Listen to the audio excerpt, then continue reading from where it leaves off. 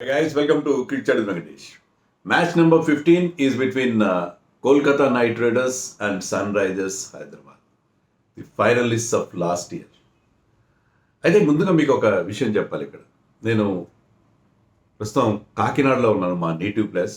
ఇక్కడే పుట్టాను పెరిగానని చెప్పను, ఎందుకంటే నేను 6th క్లాస్ వరకు చదువుకున్నాను. ఆ తర్వాత నేను throughout Andhra Pradesh, because my father was a banker.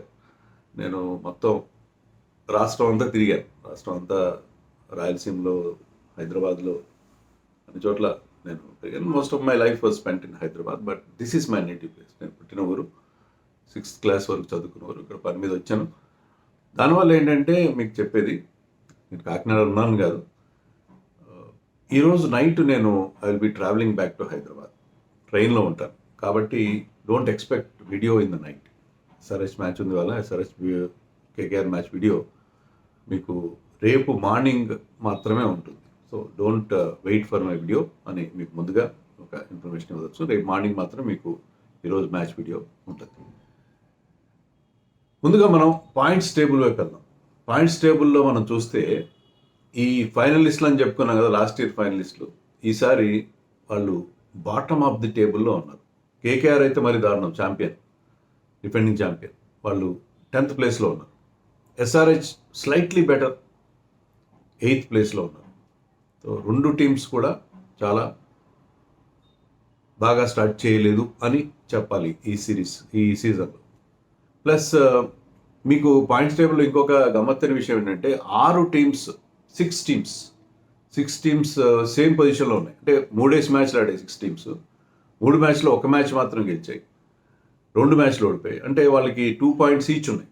Net run rate ఆధారంగా వాళ్ళు డిఫరెంట్ ప్లేసెస్లో ఉన్నారు. So 6 teams are sailing in the same boat.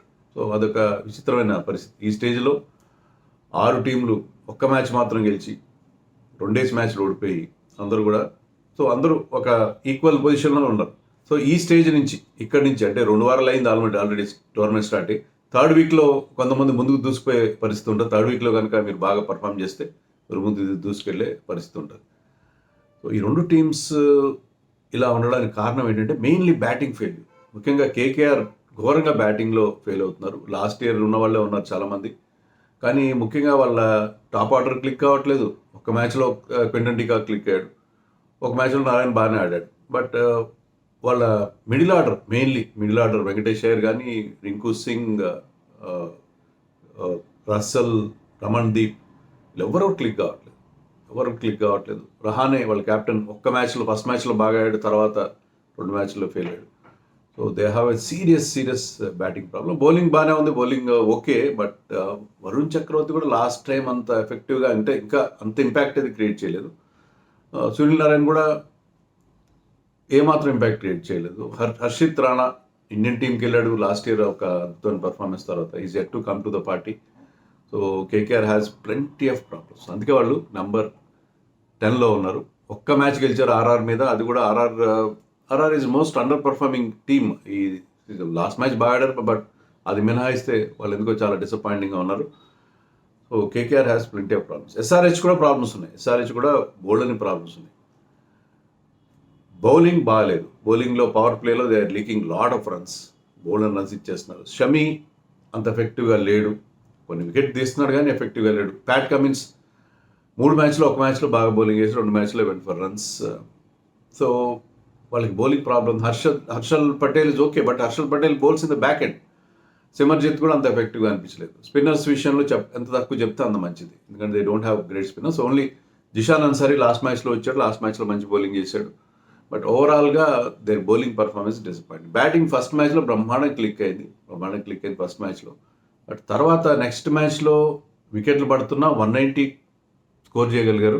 So అది గ్రాఫ్ పడిపోతుంది. 247, 190. తర్వాత వైజాగ్లో డే మ్యాచ్ మంచి బ్యాటింగ్ పిచ్ పైన they could manage only 163. So వాళ్ళ బ్యాటింగ్ గ్రాఫ్ పడిపోతూ వస్తుంది. పవర్ ప్లేలో రన్స్ రావట్లేదు. అభిషేక్ శర్మ వరుసగా 3 సార్లు ఫెయిల్ అయ్యాడు. ఒకసారి రన్అట్ అయ్యాడు, but failure is a failure. అతను ఫెయిల్యూర్ టీం చాలా హర్ట్ చేస్తుంది. పవర్ ప్లేలో అతను ట్రావిస్ హెడ్ పవర్ ప్లే వరకు కన్సిస్టెంట్గా ఆడుతున్నాడు, ప్రతి మ్యాచ్లో చెప్పుకోదగ్గ స్కోర్లు చేస్తున్నాడు. కానీ అభిషేక్ కూడా అతనికి సపోర్ట్ ఇస్తే పవర్ ప్లేలో వాళ్ళు ఒక మంచి స్టార్ట్ అందిస్తే టీం పరిస్థితి వేరే ఉంటుంది. కానీ అది కుదరట్లేదు. నితీష్ రెడ్డి కూడా లాస్ట్ ఇయర్ పర్ఫార్మెన్స్ని రిప్లికేట్ చేయలేకపోతున్నాడు. క్లాసన్ ఈజ్ ఓకే, బట్ ఈ స్కోరింగ్ 20s 30s. సో ఇదే ప్రాబ్లం వీళ్ళకి. ఇషాన్ కిషన్ ఫస్ట్ మ్యాచ్లో సెంచరీ చేశాడు, తర్వాత 2 మ్యాచ్లు ఫెయిల్ అయ్యాడు. ఓన్లీ లాస్ట్ మ్యాచ్లో ఆ 163 వచ్చినాయి అంటే because of that 74 from that newcomer Aniket Varma అద్భుతంగా ఆడి 41 బాల్స్లో 74 చేయడంతో ఆ స్కోర్ అయినా వచ్చింది. అభినవ్ మనోహర్ కూడా డౌన్ ది ఆర్డర్ ఫెయిల్ అవుతున్నాడు. So lots and lots of batting failures, collapses. So 2 teams కూడా they are sailing in the same boat. So batting failure నుంచి బయటపడాలి, తర్వాత బౌలింగ్ని మరింత పదునుగా చేసుకోవాలి. So they have a big task on their hands. Head to head record చూస్తే మీకు కేకేఆర్కి అద్భుతమైన రికార్డు ఉంది. 19 మ్యాచెస్ వాళ్ళు గెలిస్తే 9 మ్యాచెస్ మాత్రమే ఎస్ఆర్హెచ్ గెలిచారు. ఓవరాల్గా KKR has always done well against SRH. అంతేకాకుండా మీకు ఇటీవల కాలంలో చూస్తే, ఇటీవల అంటే 2020 నుంచి చూస్తే 11 మ్యాచెస్లో 9 మ్యాచెస్ గెలిచారు కేకేఆర్. 11 మ్యాచెస్లో 9 మ్యాచెస్ గెలిచారు 2020 నుంచి లాస్ట్ 4-5 సీజన్స్లో. So that was very very dominating record. ఇంకా లాస్ట్ సీజన్లో ఎస్ఆర్హెచ్ అద్భుతంగా పర్ఫామ్ చేశారు, ఫైనల్కి వెళ్ళారు, అంత బాగానే ఉంది. బట్ వాళ్ళు ఓడిపోయిన మ్యాచ్లు ఎక్కువగా కేకేఆర్తో 3 మ్యాచ్లు ఓడిపోయారు. గ్రూప్ స్టేజ్లో 1 మ్యాచ్ ఆడారు, ఫస్ట్ మ్యాచ్ అనుకుంటా వాళ్ళు ఆడింది, ఫస్ట్ మ్యాచ్ సెకండ్ మ్యాచ్. కోల్కతాలో చాలా దగ్గరికి వచ్చారు, చాలా నేరోగా ఓడిపోయారు. Klaasen batted beautiful in that match. But తర్వాత క్వాలిఫైర్ 1లో ఓడిపోయారు, ఫైనల్లో మరింత చిత్తుగా ఓడిపోయారు. 2 సార్లు కూడా ఫస్ట్ బ్యాటింగ్ చేసి they could not put up a big score on the board. So అది పరిస్థితి.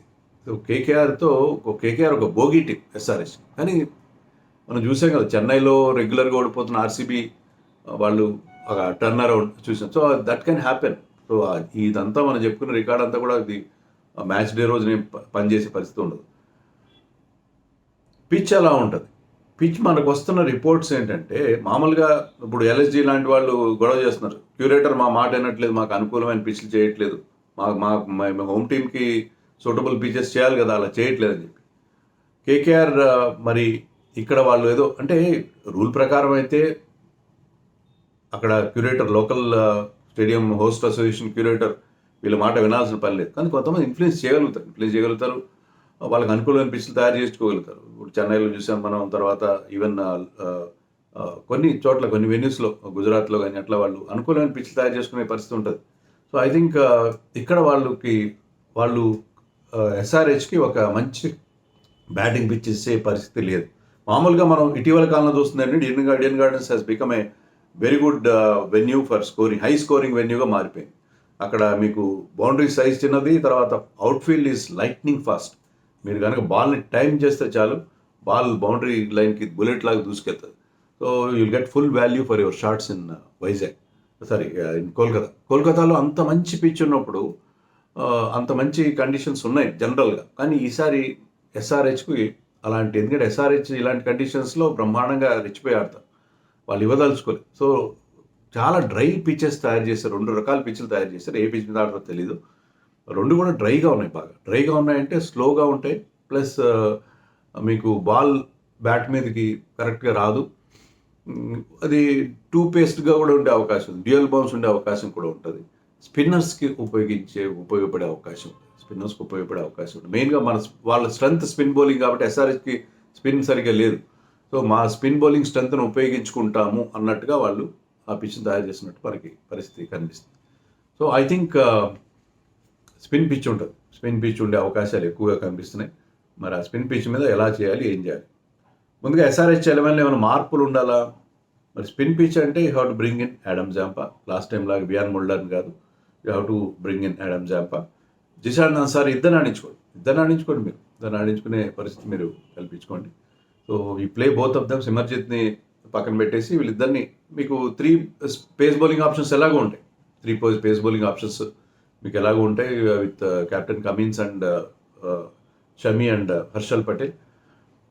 ఓకే మీకు, అండ్ వీళ్ళిద్దరు లెగీస్ని ఆడించడంతో పాటు you try to use Travis Head also. ఇంకా బోల్డ్ మంది లెఫ్ట్ హ్యాండర్స్ ఉన్నారు వాళ్ళ లైనప్లో.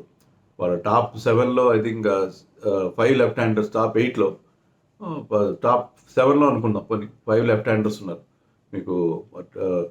చాలామంది లెఫ్ట్ హ్యాండర్స్ ఉన్న టీం కాబట్టి ఐ థింక్ కేకేఆర్ మీద off spin of Travis Head చాలా యూస్ఫుల్ అవుతుంది.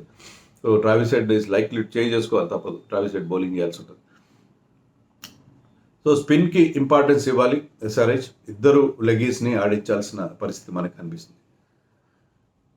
నన్ను అడిగితే ఇప్పుడు వాళ్ళకి ఉన్న మేజర్ ప్రాబ్లం బ్యాటింగ్లో ఒక సాలిడిటీ లేకపోవడం. అందరూ వచ్చి ప్రతి ఒక్కరు వచ్చి బిగ్ షాట్స్ కొడుతున్నారు. ఈవెన్ కెప్టెన్ కమిన్స్ కూడా నాకు ఆశ్చర్యమే అనిపించింది లాస్ట్ మ్యాచ్లో. కమిన్స్ అనికేత్ వర్మకి సపోర్ట్ ఇస్తే సరిపోయేది, అతను కూడా ఒక పెద్ద షాట్ కొట్టపోయి అవుట్ అయ్యాడు. సో మీరు ఒక్కటే ఒక స్ట్రాటజీ పెట్టినారంటే గోయింగ్ ఫర్ రన్స్. ఏదేమైనా సరే తగ్గేదేలా అన్నిసార్లు పనిచేయదు కదా. కొన్నిసార్లు ప్లాన్ బి ఉండాలి. మీరు వికెట్లు పడినప్పుడు కొద్దిగా కన్సాలిడేట్ చేసుకుని మళ్ళీ లాస్ట్ 3-4 ఓవర్స్లో again you start trying to have wickets in your hands. అప్పుడు ఆడండి. 20 ఓవర్స్ ఆడే ప్రయత్నం చేయండి. 20 ఓవర్స్ ఆడే ప్రయత్నం చేయట్లేదు. 20 ఓవర్స్ ఆడకపోయినా పర్లేదు, మేము ప్రతి బాల్ 6 కొట్టడానికి ట్రై చేస్తాం, లేకపోతే 4 కొడతాం, ప్రతి బాల్ గాల్లోకి ఆడతాం. ఇలా ఆడితే కష్టం కదా ఇది. సో ఐ థింక్ కమిందో మెండిస్ని ఆడిస్తే బాగా, అతను కూడా స్పిన్ వేస్తాడు. అతను సెకండ్ స్పిన్నర్గా మీరు ఉపయోగించుకోవచ్చు అంత కావాలంటే.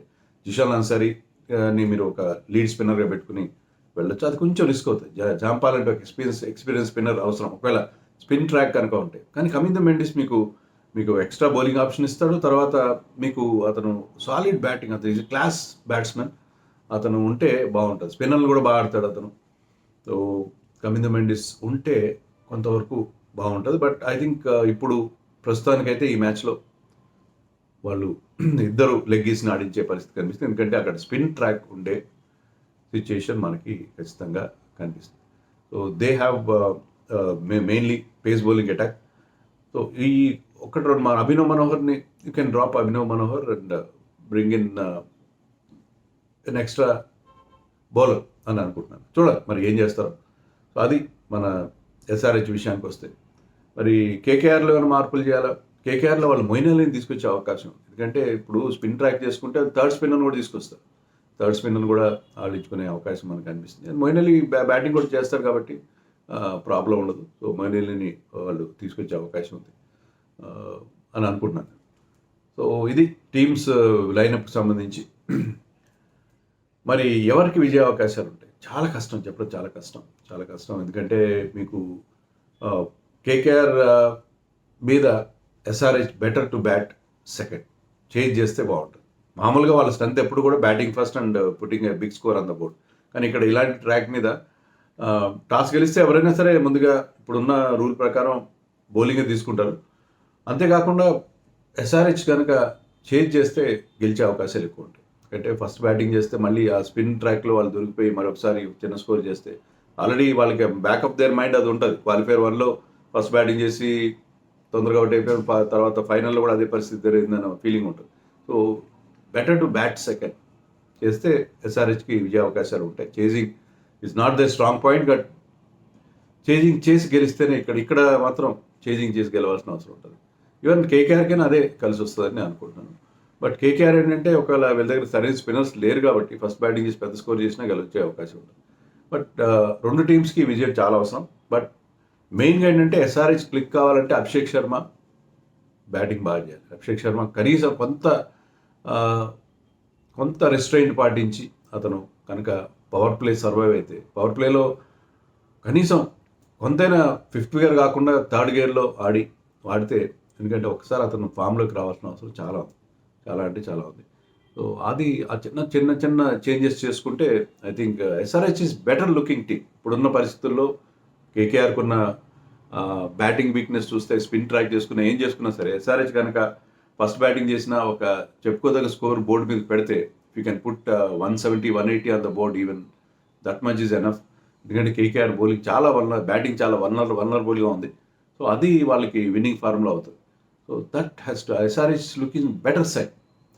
బౌలింగ్లో వాళ్ళు బెటర్గా ఉన్నారు, బ్యాటింగ్లో ఎస్ఆర్హెచ్ బెటర్గా ఉంది. But still I think SRH looking A better side. SRH should win this match. అది మనం అనుకున్నట్టుగా టాస్ గెలవాలి.